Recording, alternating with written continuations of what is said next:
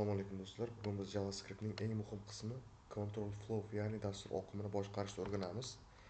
Kompyuterlar aslida juda sodda, ular faqat ha yoki yo'q degan savollarga javob bera oladi. Bizning vazifamiz murakkab hayotiy vazifalarni mana shu true yoki false ko'rinishiga keltirish. Bugun biz if, else if va dasturchilar orasida ko'p uchraydigan nested if muammolarini tahlil qilamiz.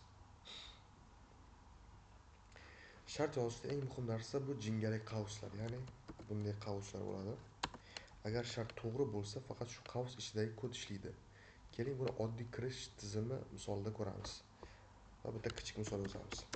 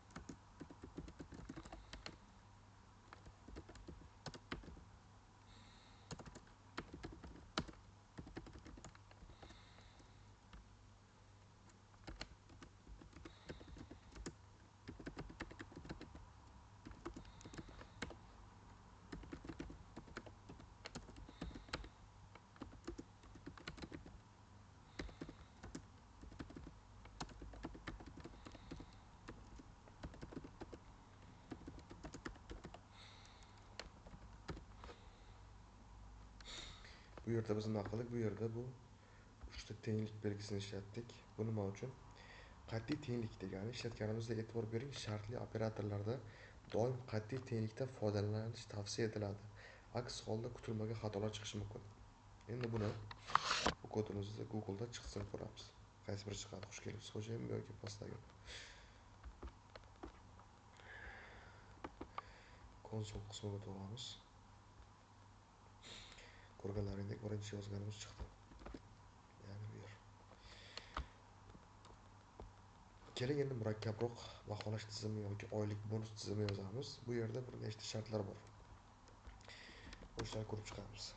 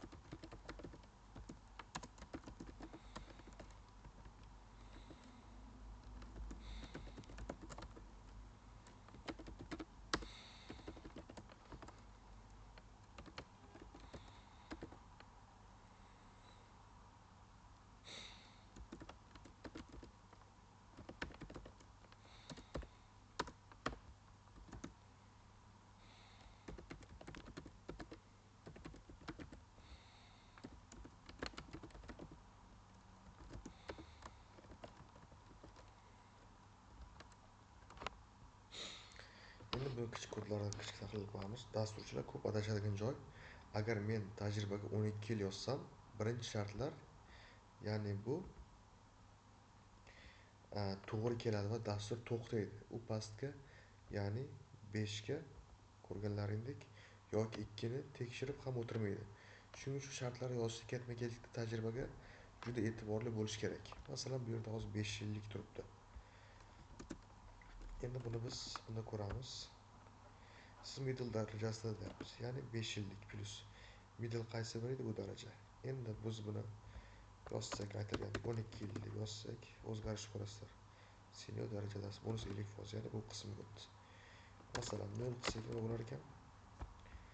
Siz inter darajadasi bonus 0%. Ko'rganlaringdek ishlayapti. Sistema ishlayapti. JavaScriptda shart ichida ishlatiladigan avtomatik false'ga aylanadigan 6 ta qiymat bor. Ularni yodlab olishingiz shart, chunki ular dars davomida ko'p xatolarga sabab bo'ladi. Kichikroq yozib chiqamiz. Ya'ni bu qiymatlar kommentar yozaman. Birinchisi false. False qiymatlari deb yozamiz. Birinchisi false. 0 boshliq null defined va name. Ularni yaxshilab yodlab olsalaring dars davomida o'zlaring kerak bo'ladi. Burada kichkina bitta misol yozamiz.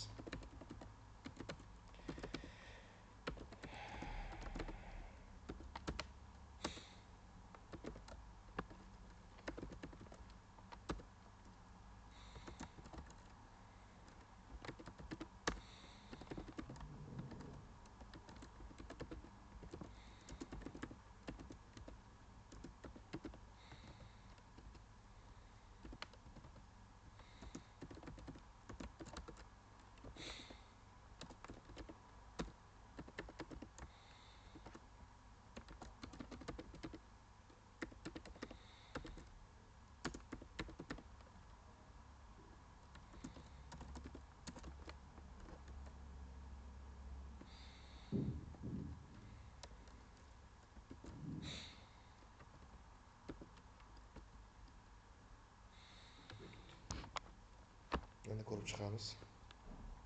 Biz bu yerda user balance, ya'ni tepa qismdagini 0 deb yozdik. Ya'ni buni bunday yozmadik. Tepada ham ko'rsatgandik. Masalan, user balance biz 3 ta tenglik ishlatayotgandik asosan. Bu yerda unday qilib yozmadik. Shunchaki o'zgaruvchini o'zini qo'ydik. JavaScript uni avtomatik false deb tushundi. Endi ko'rganlaringdek javob ham hisobingiz bo'sh, ya'ni false qiymatiga o'tdi. Endi nested if bilan logical operatorlarni ko'rib chiqamiz. Ko'pincha yangi boshlovchilar nested if, ya'ni shart ichidagi shart yozib kodni chigallashtirib yuborishadi. Keling buni qanday qilib mantiqiy operatorlar bilan tozalashni o'rganamiz. Kichik bir misol. Bak, o'chirib tashlayapman.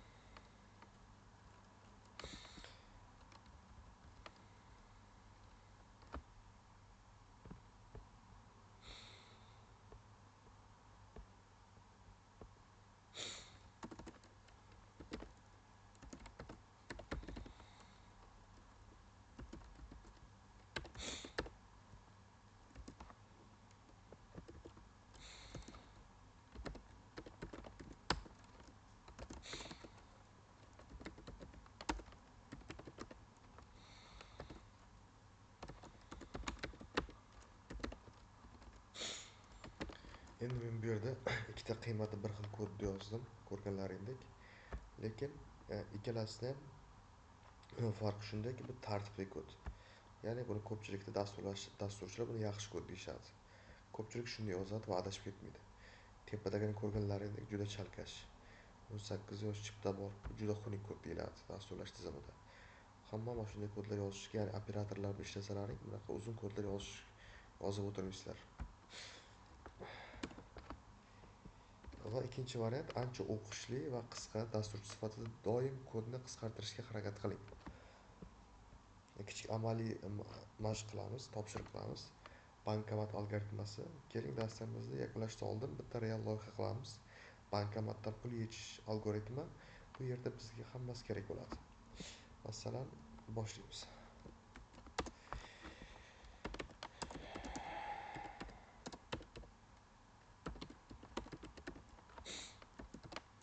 Pin kodimiz 4 deb qilaylik.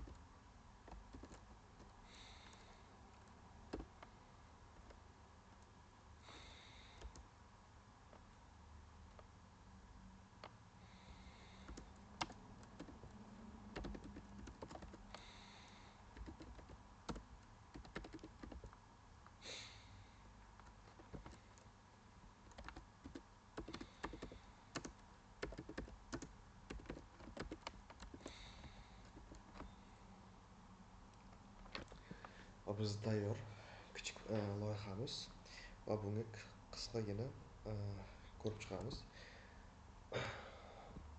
Bugun biz JavaScriptning asosiy poydevorini qurdik. Shartlarsiz hech qanday murakkab dastur yaratib bo'lmaydi. Buni tushunib oling. Keyingi darsimizda shartlarni yozishning yanada qisqa va chiroyli usullarini ko'ramiz. Ya'ni ternary operator, switch case'ni o'rganamiz. Kod yozishdan to'xtamang do'stlar. Hammaga rahmat. Endi bu